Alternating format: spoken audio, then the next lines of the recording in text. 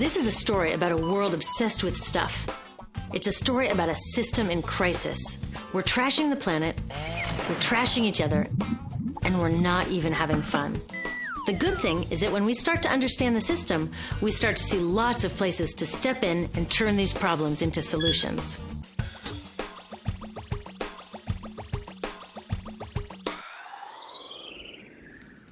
Can I tell you, I love my Pantene Pro V.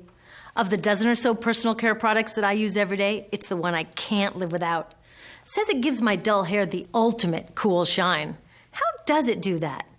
I was wondering that while I was lathering it in my hair one day, so I read the ingredients right here. Sodium lauryl sulfate, tetrasodium EDTA, methyl isothiazolinone. What is this stuff? I took this list to some scientists who know how to read it. Turns out my Pantene contains a chemical linked to cancer.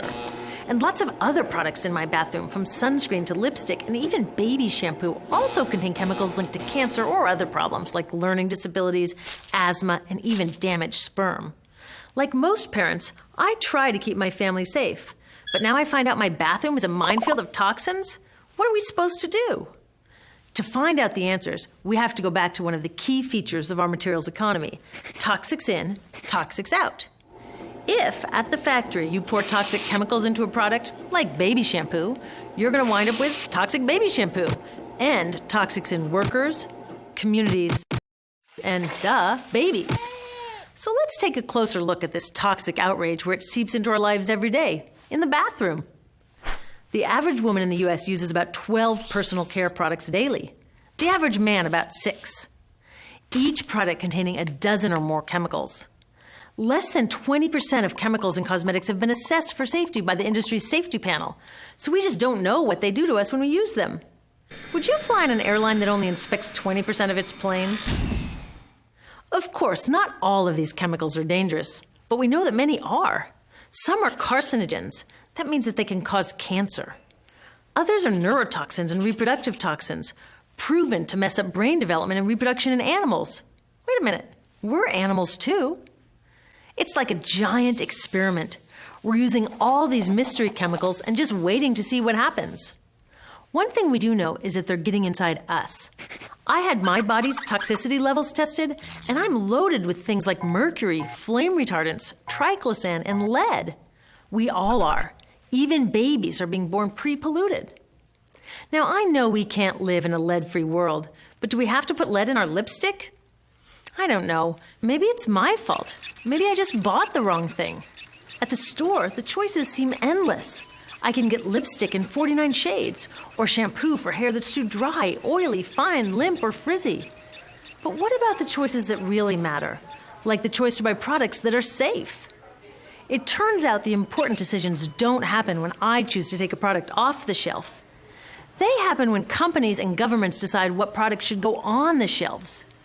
So who are these companies? This is Procter & Gamble. They're the ones offering me Herbal Essences, the number 2 shampoo in the country. It contains toxic petrochemicals made from oil. Since when is oil an herb? On cosmetics labels, words like herbal, natural, even organic have no legal definition. That means that anybody can put anything in a bottle and call it natural, and they do. I mean, can you imagine a top seller called Petro Essences? Gross. What's even nastier are hair relaxers marketed to 5-year-olds and skin whitening creams. These are super toxic, both in their ingredients and in the message they send about what beauty is. Ooh, here's Estee Lauder offering me a chance to help find a cure for breast cancer. That's nice. But wait, they're also using chemicals linked to cancer. Don't you think the best way for Estee Lauder to fight cancer is to stop using those chemicals in the first place? So really, I get to choose between meaningless claims on a bottle. But these guys get the real choice about what goes into those bottles. And that happens back here, at the factories where they're formulated. Why do the makers of these products use all these toxics? Are they trying to poison us? No, they're just working from a 1950s mindset when people were totally swept up in better living through chemistry. In all that excitement, they forgot to worry about human health impacts. That was years ago, and they are still using these same old toxic chemicals. Today, big cosmetics companies say the doses of poison in their products are small enough to be harmless. Yeah, maybe if you use them once a year. I guess they never get out and see that their products are being used and combined with other products every day. A little toxic dose under your arms, a little more on your hair, on your lips. And workers in nail and hair salons get dosed all day long. So the industry is used to doing things this way. And they can. Because even now that scientists have linked the chemicals they're using to all sorts of problems, there are no laws to get rid of them. You're thinking, really? Come on, nobody's making sure that the stuff we smear all over our bodies is safe? Nope. The FDA doesn't even assess the safety of personal care products or their ingredients. Since 1938, they've banned just 8 out of over 12,000 ingredients used in cosmetics. They don't even require that all of the ingredients be listed on the label. Now, this is an example where we can all agree a little more government action would be helpful. This lack of regulation leaves a huge hole that the cosmetics industry is all too happy to fill. They set up their own committee to self-police their products, and compliance with their recommendations is voluntary.